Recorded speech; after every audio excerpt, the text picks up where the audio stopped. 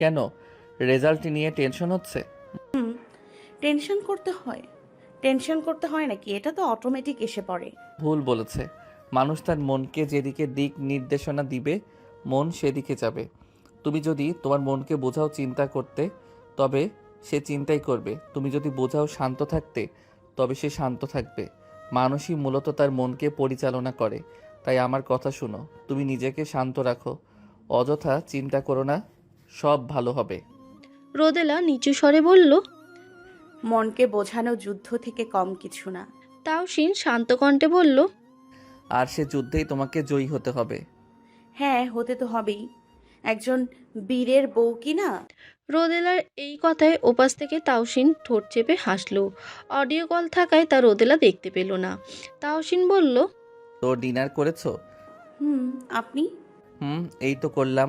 মা বাবা কেমন আছে? ওনাদের শরীর ঠিক আছে? হুম, আলহামদুলিল্লাহ ভালো আছে। রেজাল্ট দিবে কখন? দুপুরে শুনুন। ম্যাডাম বলুন। কালকে একটু আমার আব্বুর বাসায় যাব, সেখান থেকে স্কুলে যাব। রেজাল্ট তো ঘরে বসেই দেখা যাবে। তা যাবে, কিন্তু স্কুলে গেলে বান্ধবীদের সাথে দেখা হবে, প্রাক্তন টিচারদের সাথে দেখা হবে, সবাইকে কতগুলো দিন দেখি না। আচ্ছা, যেও, সমস্যা নেই। আমি কিন্তু আগামীকাল ফিরবো না, পরশু ফিরবো। একটা দিন রুহির সাথে কাটাতে চাই, অনেক দিন হয়েছে ওকেও দেখি না। ঠিক আছে, সমস্যা নেই। শুনো, রাখছি তাহলে। ভালো থেকো। আর শুনো, চিন্তা করো না, ঘুমিয়ে পড়ো এখনই, নয়তো শরীর খারাপ করবে। রোদেলা বলল। আচ্ছা ঠিক আছে। তাওসিন সংযোগ বিচ্ছিন্ন করল। সে ইচ্ছে করে আগামীকাল মিশনের কথা রোদেলাকে বলেনি। অযথা তাকে নিয়ে চিন্তা করবে। সে পার্সোনাল লাইফ আর প্রফেশনাল লাইফ সবসময় আলাদা রাখে। কাজ নিয়ে কখনো রোদেলার সাথে আলোচনা করে না, এমনকি তার মা বাবার সাথেও না। পার্সোনাল লাইফ আর প্রফেশনাল লাইফ দুটোই ভিন্ন, কোনোটার সাথে কোনোটা মেলাতে নেই। পরের দিন সকালে তাজউদ্দিন মাহমুদ রোদেলাকে নিয়ে আসেন।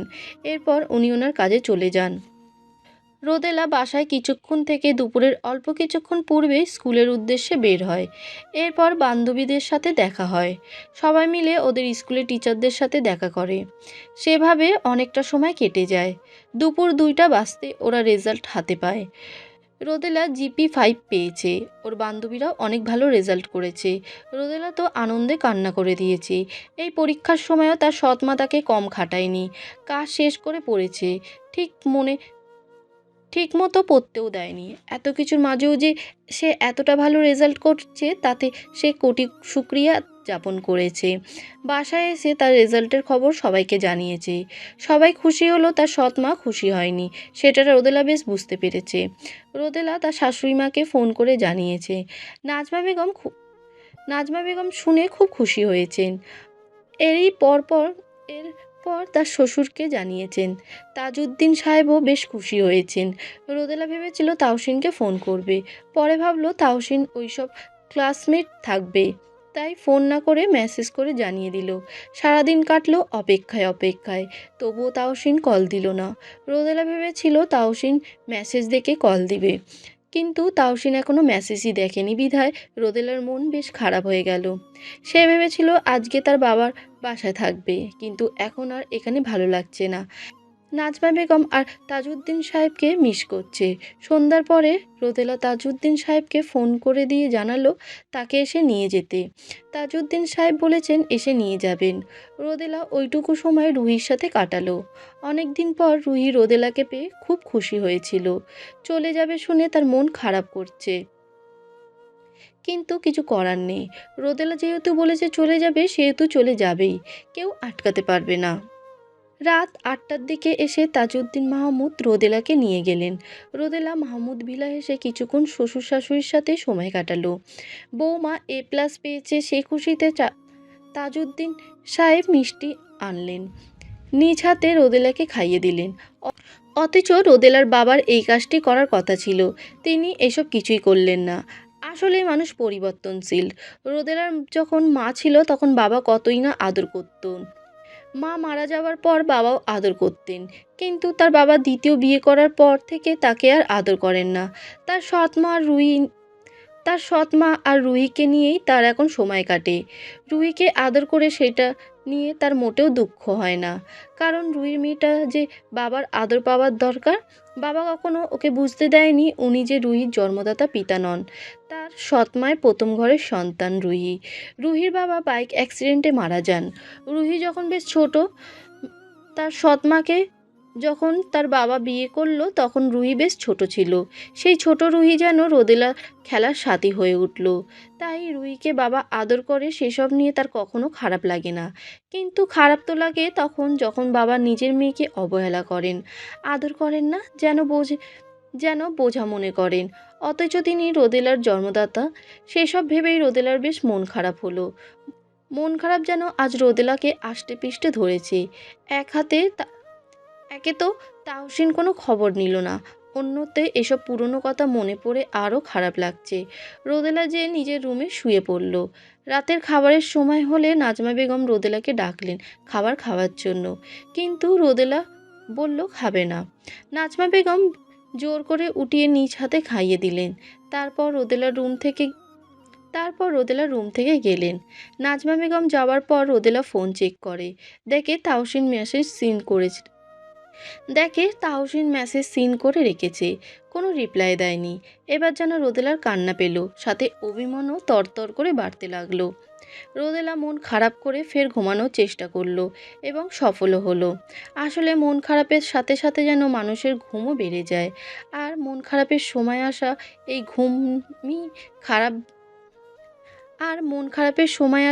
ঘুমই মন খারাপ ভ্যানিশ করে দেয়। তখন তখন গভীর রাত। রোদেলা বেশ শীত অনুভব হচ্ছে। সে ঘুমের মাঝেই হাত পা গুটিয়ে নিল। হঠাৎ যেন কেউ তাকে চাদরের মতো আষ্টে পিষ্টে ধরেছে।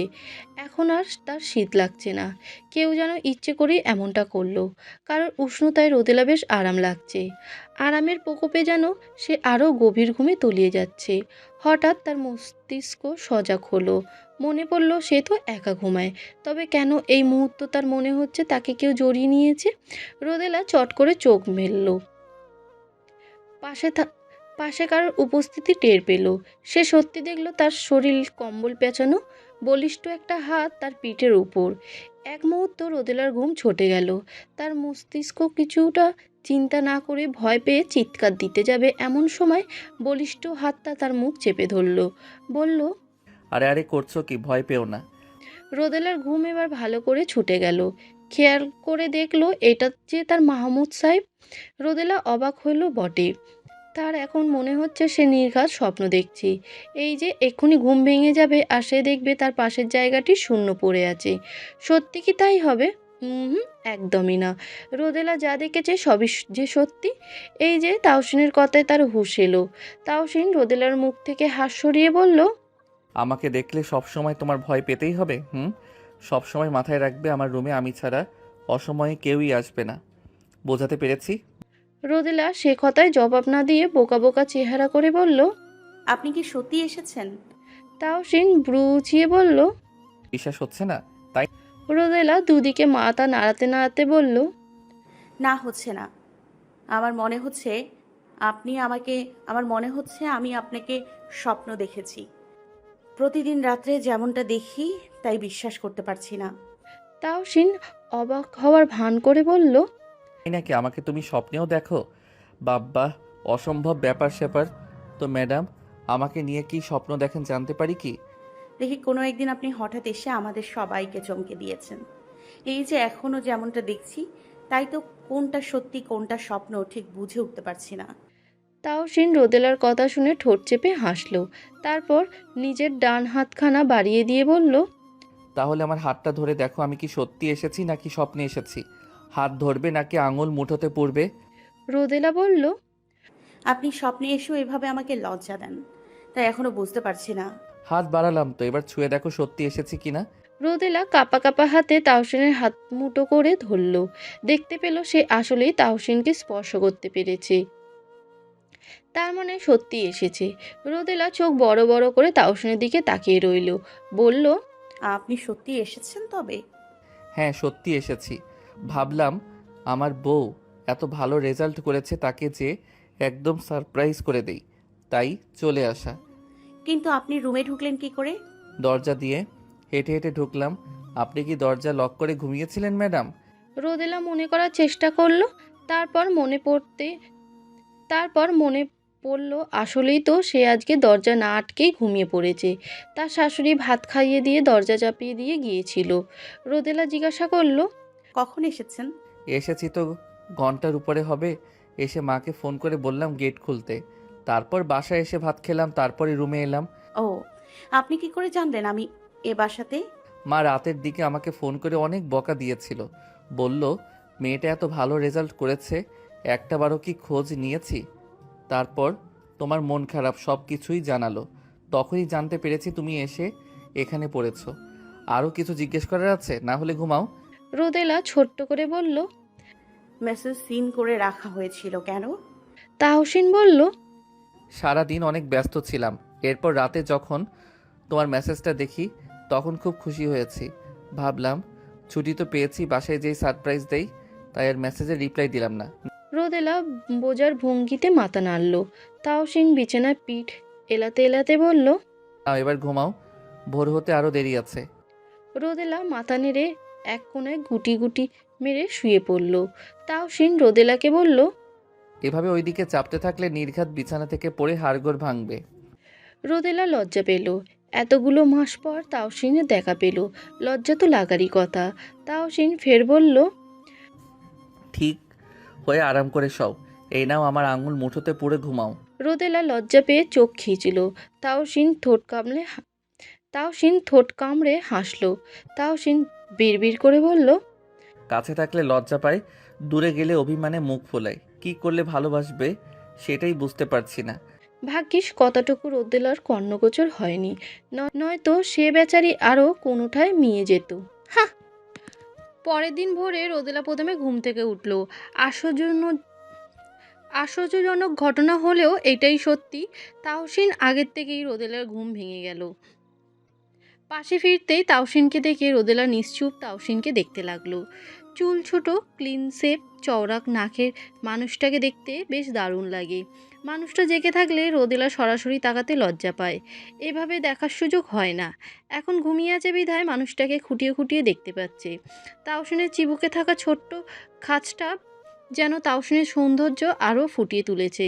রোদেলা তাহসিনের চিবুকে থাকা সেই ছোট্ট খাঁজটার দিকে তাকিয়ে আছে। এইসব খাঁজ মেয়েদের থাকলে বেশি সুন্দর লাগে, অথচ একটা ছেলের সৌন্দর্য যে বৃদ্ধি করতে পারে তা রোদেলার জানা ছিল না। রোদেলা আনমনে তাহসিনের দিকে তাকিয়ে রইল। হঠাৎ করেই তার কর্ণগোচর হলো পুরুষালী কণ্ঠে কিছু কথা। ঘুমিয়ে আছি বলে আমাকে দেখার সুযোগ লুফে নিচ্ছ? এটা কিন্তু মোটেও ঠিক কাজ না। এভাবে লুকিয়ে না দেখে সরাসরি দেখলেই তো পারো। আমি কি কিছু মনে করতাম নাকি? চোখ বন্ধ করেই তাহসিন কথাগুলো বলে উঠল। হঠাৎ তাহসিনের কথাগুলো শুনে রোদেলা ভড়কে গেল। তাহসিন তো ঘুমিয়েছিল, তবে কি করে বুঝতে পারল রোদেলা এতক্ষণ তাহসিনকে দেখছিল? মনের প্রশ্ন মনেই রেখে রোদেলা দ্রুত বিছানা ছাড়ল, অতঃপর ঘর ছাড়ল।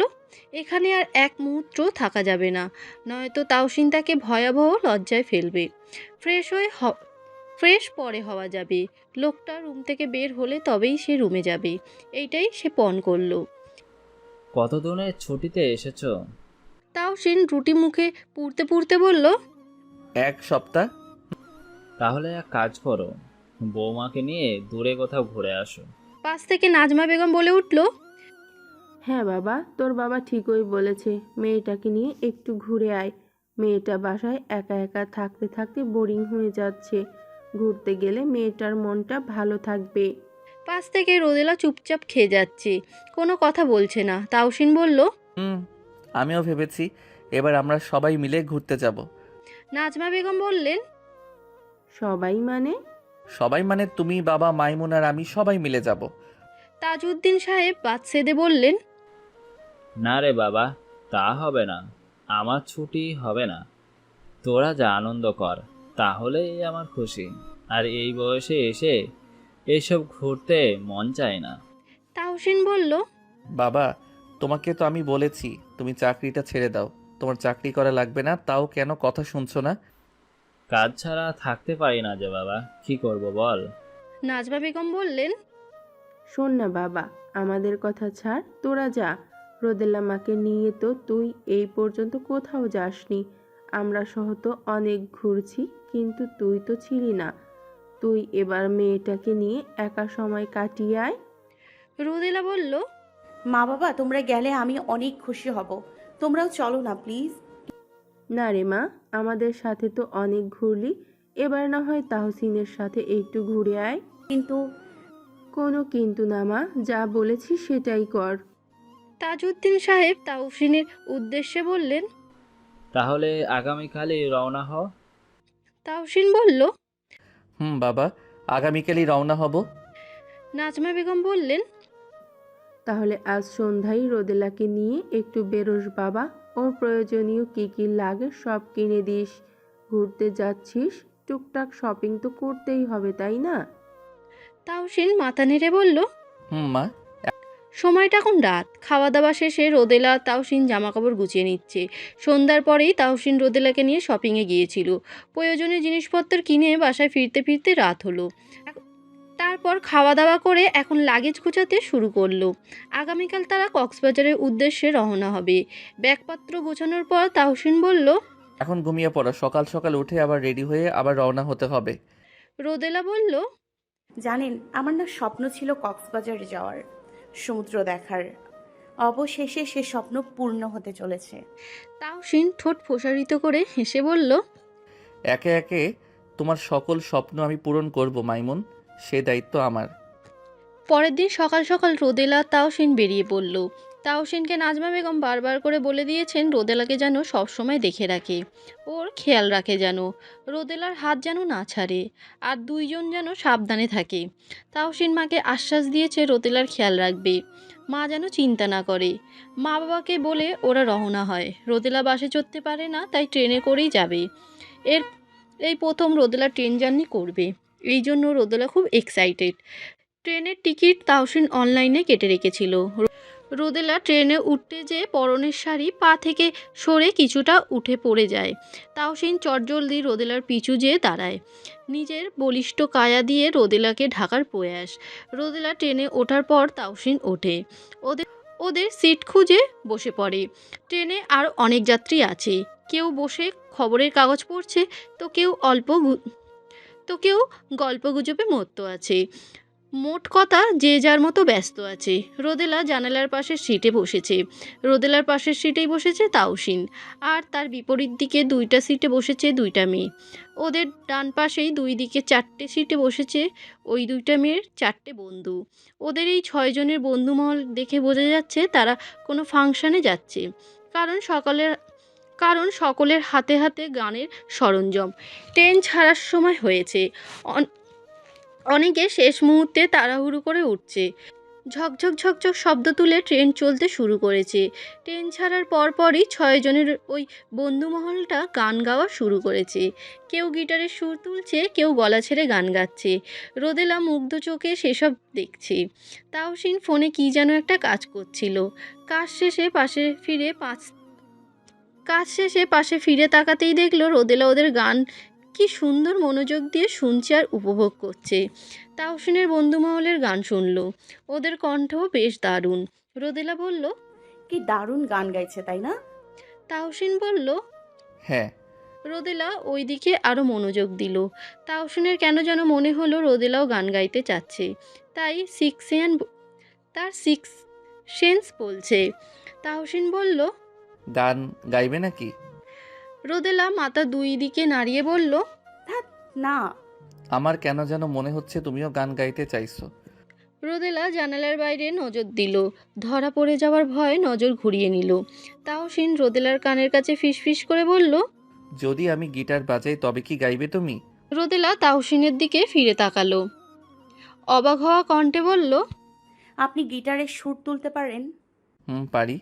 যদি তুমি গান গাও তবেই আমি গিটার বাজাবো। রোদেলা রাজি হলো। ততক্ষণে ওদের গান গাওয়া শেষ। তাহসিন ডান দিকে বসা ছেলেদের থেকে গিটার নিল, গিটারের টুংটাং শব্দ তুলল, পাশে রোদেলাকে ইশারা করলো। রোদেলা মিষ্টি কণ্ঠে গান গাইতে শুরু করলো। রোদেলা তার সুরেলা কণ্ঠ মনে আনন্দে পুরো গানটি গাইতে লাগলো, আর অন্যদিকে তাহসিন সহ বাকি সকলে মনোমুগ্ধর ন্যায় শুনতে লাগলো। রোদেলার এই প্রতিভার কথা তাহসিনের জানা ছিল না। এত সুন্দর সুরেলা কণ্ঠ যে রোদেলার আছে তা তাহসিনের অজানাই ছিল। গান শেষে সবাই হাততালি দিল। তাহসিন বলল, বাহ, চমৎকার গান করো তো তুমি, আমি জানতাম না তো। রোদেলা বলল, অনেক মাস পরে গান গাইলাম। অনেক রোজ আগে রোজ বান্ধবীদের সাথে গাইতাম। ওই 6 জন বন্ধু বলল। রোদেলার গান শুনে যেন ওরা রোদেলার ফ্যান হয়ে গেল। এক কথা দু কথায় রোদেলার সাথে যেন ভাব হয়ে গেল। বাকিটা সময় রোদেলা ওদের সাথেই বেশ গল্প করতে সময় কাটালো। তার প্রথমবারের ট্রেন জার্নি বেশ ভালোই কাটলো, যা রোদেলার সারা জীবন মনে থাকবে।